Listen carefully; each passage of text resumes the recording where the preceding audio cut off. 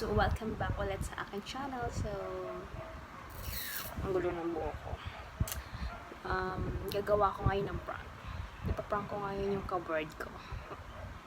Kasi, last night na namin magkasama kasi alis siya bukas. Then, ako naman naalis sa susunod na bukas. Pag alis ko sa susunod na bukas, din ako uuwi. Siya uwi pa. Kasi, lilipat ako ng boarding house ulit. So, kaya gagawa ko ng prank sa kanya para alaala namin dalawa. Sige, start na natin kung saan ang tataguan ko ng para mabidyohan ko siya.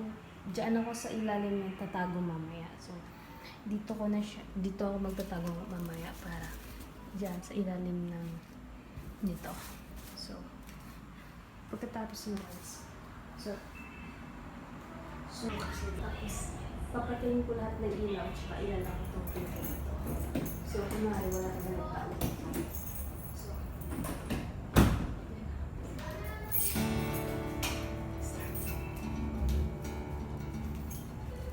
ready na ako, i-prank ko siya.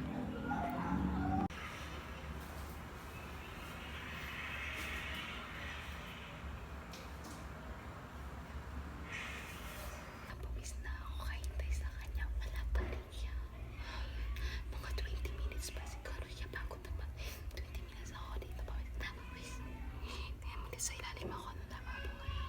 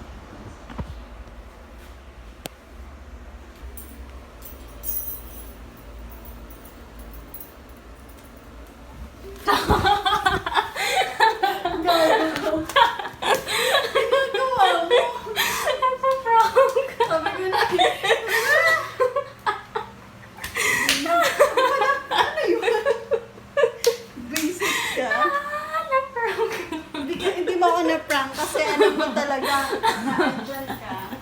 Sorry! Sorry.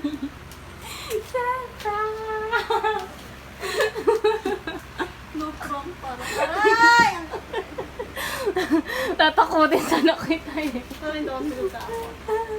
Thank you for watching guys. Sana nagustuhan niyo yung prank ko sa kanya, nakakatawa. Pero, yun lang. Please follow me my social media account. Instagram is Mzeria and also my Facebook account. Secret. Instagram lang tayo. Tsaka Twitter pala, Mzeria. Thank you guys. See you.